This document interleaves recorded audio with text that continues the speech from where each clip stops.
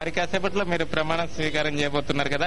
మీరు ప్రమాణం చేసిన వెంటనే మీరు ఏం చేయబోతున్నారు? ఇప్పటికే రైతు కూలీల సమస్యలపై ఫైట్ చేయడానికి కూడా డిసైడ్ అయ్యారు కదా. ఇప్పుడు మేము మొదటి నుంచి కూడా మా యొక్క వైఎస్ఆర్ కాంగ్రెస్ పార్టీ యొక్క ఒక సిద్ధాంతం కూడా ఏంటంటే రైతుల పక్షాన్ని నిలబడాలా, పేద ప్రజల పక్కన నిలబడాలనే ఉద్దేశంతో మేము ఆ రోజు రాజీనామా చేసి బయట రావడము.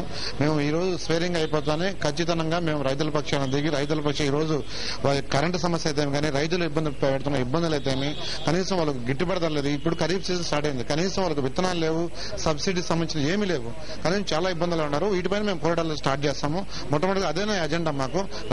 ఈ రోజు రైతులు బాగుంటేనే ఈ రాష్ట్రం బాగుంటుంది, తద్వారా ప్రజల యొక్క జీవనాధారం కూడా పెరుగుతుంది. కాబట్టి రైతుల పక్షాన మొట్టమొదటిసారిగా రైతులు ఎదుర్కొన్న వాళ్ళతో కలిసి పోరాటం చేసి వాళ్ళకు సంబంధించిన ప్రతిదీ మేము వాళ్ళకు అన్ని విధాల రైతులను ఆదుకోవాలని చెప్పేసి మేము ప్రభుత్వాన్ని డిమాండ్ చేస్తాం. సార్, అంటే ఇప్పటికే ఖరీఫ్ 2 వారాలైనా కానీ మొత్తం నియోజకవర్గాల్లో విత్తనాలు లేక కిలోమీటర్ల కొద్ది రైతులు క్యూలో నిలబడాల్సిన పరిస్థితి, ఎరువుల కోసం ఇబ్బందులు ఇవన్నీ చూస్తున్నారు కదా. అంటే ఒక పక్క మంచినీటి సమస్య, విద్యుత్ కొరతలు ఇవన్నీ ఉన్నాయి.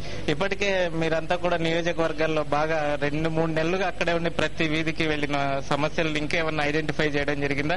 వీటిని ఎట్లా గవర్నమెంట్ దృష్టికి తీసుకు? మేము ఖచ్చితంగా రాజశేఖర రెడ్డి చనిపోయిన తర్వాత రైతుల యొక్క గోడు వినోవ నాదుడు లేడు. ఈ ప్రభుత్వాలు కానీ ఒక బాధితమైన ప్రతిపక్షం కూడా లేదు. దురదృష్టం ఏంటంటే 2 మిత్రపక్షాలు కానీ 2 ఎలక్షన్లో కూడా మొన్న జరిగిన ఎలక్షన్లో కూడా వాళ్ళు కలిసి పోటీ చేయడం జరిగింది. ఈరోజు బలమైన ఒక బాధ్యతమైన ప్రతిపక్ష పార్టీ ఏదంటే వైఎస్ఆర్ కాంగ్రెస్ పార్టీ. మేము ఒక బాధ్యతమైన పార్టీ, ఒక బాధ్యత మేము తీసుకుని రైతుల పక్షం నిలబడతాము. ముఖ్యంగా ఈరోజు మేము చూస్తున్నాము, ఈరోజు ఖరీఫ్ సీజన్ స్టార్ట్ అయింది. కనీసం విత్తనాలు మొత్తం సీమాంధ్ర ప్రజలైతేమి, తెలంగాణ ప్రజలైతేమి విత్తనాల కోసం బారులు తీరినారు. ఎట్లంటే ఎంత ఘోరమైన పరిస్థితి అంటే ఈరోజు కనీసం అవి లేక కొన్ని ప్రాంతాలు అయితే కనీసం గోడౌన్లు కూడా రగలబెట్టే పరిస్థితి ఏర్పడింది. కనీసం దాన్ని వాళ్ళకి ఏమన్నా ఒక ఏర్పాటు చేసి ఒక రైతుల కోసం కానీ రైతులు ఇబ్బంది పడుతున్న వాళ్ళ సమస్యలను పట్టించుకున్నాక ఇదిగా లేదు.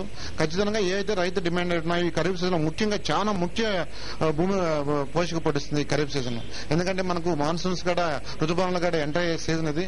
ఆ సీజన్ లో కూడా ఎందుకంటే ప్రకృతి వల్ల వచ్చే వర్షాలు ఇవి.